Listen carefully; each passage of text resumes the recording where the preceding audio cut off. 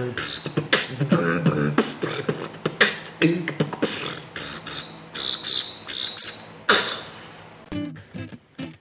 chào tất cả các bạn, tôi tên là Trung và hôm nay tôi sẽ hướng dẫn cho các bạn lại âm effect đặc biệt của tôi.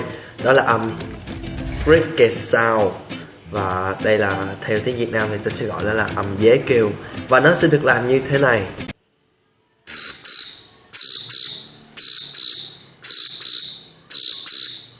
Thì đây là một dạng âm khó làm, cho nên tôi sẽ chỉ cho các bạn từng bước làm. Và bước đầu tiên chúng ta sẽ tập hít sáo, thổi hơi ra.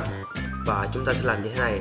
Chúng ta hãy dùng hàm răng trên của mình ấy chè môi dưới ra như thế này, và dùng hàm răng trên chạm vào môi dưới, chạm vào chỗ này nhé,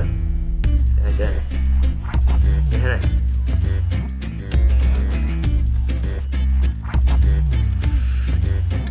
Và sau đó chúng ta sẽ thổi một lượng hơi. Với những người mới tập, chúng ta sẽ thổi một lượng hơi nhỏ từ ra.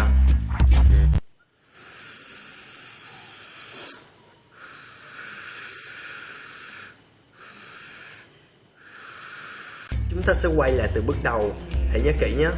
Chúng ta hãy chè môi dưới ra, là tự động răng dưới của bạn nó sẽ thụt vô khi bạn chè môi dưới ra. Tiếp theo chúng ta sẽ dùng răng trên của mình, hàm răng trên của mình, và chạm và để cho nó chạm vào môi dưới, vẫn chè ra như thế này.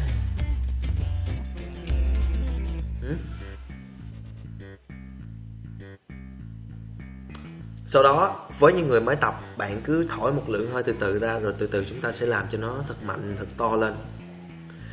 Các bạn sẽ nghe như thế này.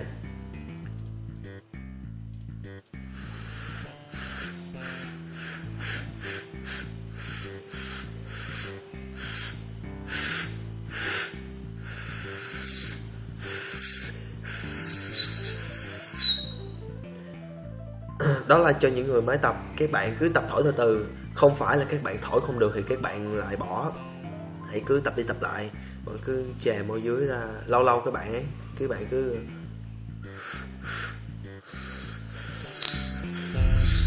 từ khắc các bạn sẽ tập được. Và sau đó các bạn sẽ tập cho khuếch đại cái tiếng sáo của mình to lên. Là các bạn thấy không? Các bạn hãy dịch chuyển răng và môi của các bạn thụt vào thụt ra cho tới một vị trí nào đó mà bạn nghe được cái tiếng sáo của bạn rất là to ấy, giống như thế này.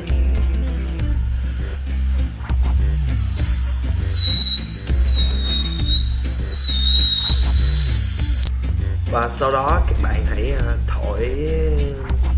Khi mà các bạn đã tập được to rồi đấy, mà thổi quen rồi đấy, mỗi lần các bạn thổi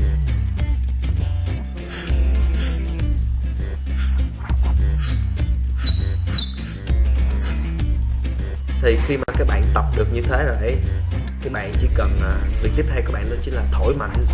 Giống như các bạn thổi mạnh tới nỗi mà cho môi trên nó rung ấy, như thế này.